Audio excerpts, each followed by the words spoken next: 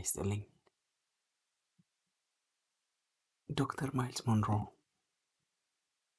በዓለም አቀፍ ደረጃ የሚታወቁ ደራሲ፣ መምህርና የአመራር ብቃት አሰልጣኝ ነበሩ። በተለይ The Principle and Power of Vision ወይንም ደግሞ የራዕይ ኃይል የተሰኘው መጽሐፋቸው በሚሊዮን የሚቆጠሩ ሰዎች የተወደዱና የተነበቡ እንደውም ህይወታቸውን የቀየረ መጽሐፍ ነው። ስለ እርሳቸውና ስለ 12ቱ የራዕይ መርሆች ዝርዝር መረጃ አንድ ሁለት ልበላችሁ። ስለ ዶክተር ማይልስ ሞንሮ ባጭሩ ማንነታቸው የባሃማስ ተወላጅ ሲሆኑ ሞንሮ ግሎባል የተሰኘ ተቋም መስራች ነበሩ። ህይወታቸውን ያሳለፉት ሰዎች በውስጣቸው ያለውን ችሎታ ወይንም ደግሞ ፖቴንሻል እንዲያወጡና አላማቸውን ወይንም ደግሞ ፐርፐዝ ኦፍ ላይፍ እንዲያውቁ በማስተማር ነበር። ዋና ፍልስፍናቸው ትልቁ አሳዛኝ ነገር መሞት ሳይሆን አላማ ሳያሳካ በህይወት መኖር ነው ብለው ያምናሉ።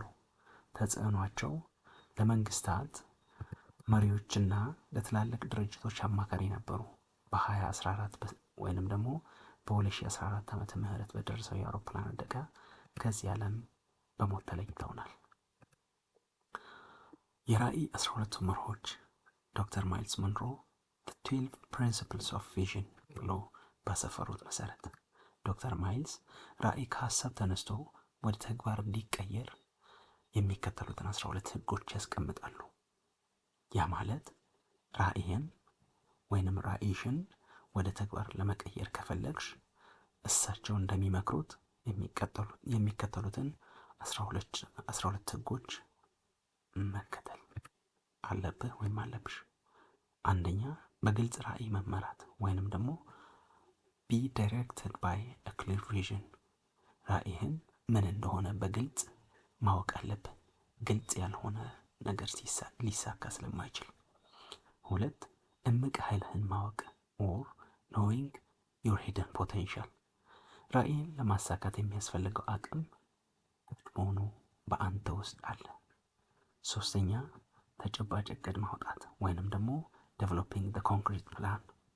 ራዕይ እንዴት እንዲሳካ ደረጃ በደረጃ የሚገልጽ የጽሁፍ እቅድ ያስፈልግሃል ማለት ነው።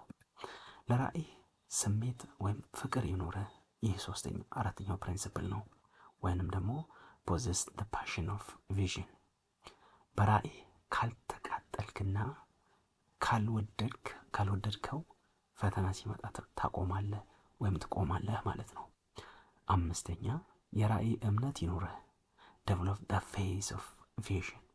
ማመን ባንተ ራዕይ ገና ያልታየውን ነገር እንደሚሆን አምኖ መንቀሳቀስን ያመለክታል። 6 የራዕይህን ሂደት ተረዳ ወይንም ደግሞ understanding the process of vision። ራዕይ ሂደት ያለው ነው። አንድ ጊዜ ብድግ ተብሎ በቅጽበት የሚደረስበት አይደለም። ስለዚህ ራዕይ በአንድ ጀንበር አይሳካምና ሂደቶችና ደረጃዎች አሉት፣ እወቃቸው። 7ኛው ፕሪንሲፕል ቅድሚያ የሚሰጣቸውን ነገሮች ላይ ቅድሚያ ሰጥ ወይንም ደግሞ set the priorities of vision።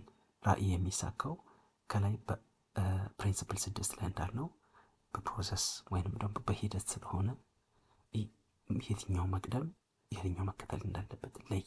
ጊዜህንና ጉልበትህን ለራዕይ በሚጠቅሙ ዋና ዋና ጉዳዮች ላይ ብቻ አውል። 8ኛ የሰዎችን ተጽዕኖ አወቅ። recognize people's influence።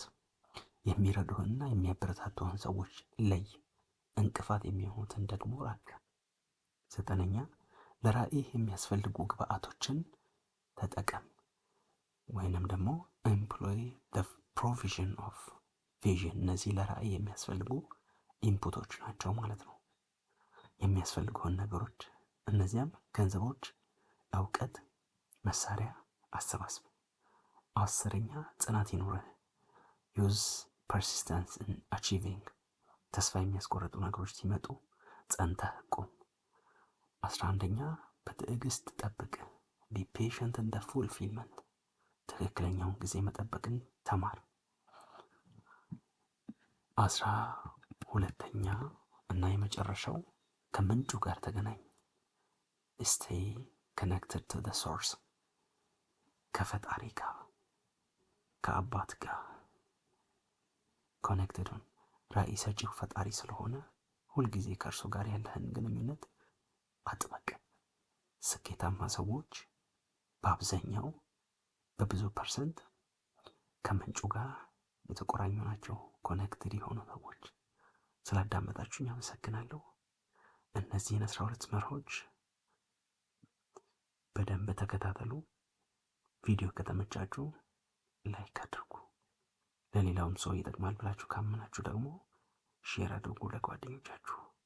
በሚቀጥለው የትኛውን መጽሐፍ ሰመሪ እንድቀርብላችሁ እንደምትፈልጉ ኮሜንት ላይ ጻፉልኝ። አመሰግናለሁ።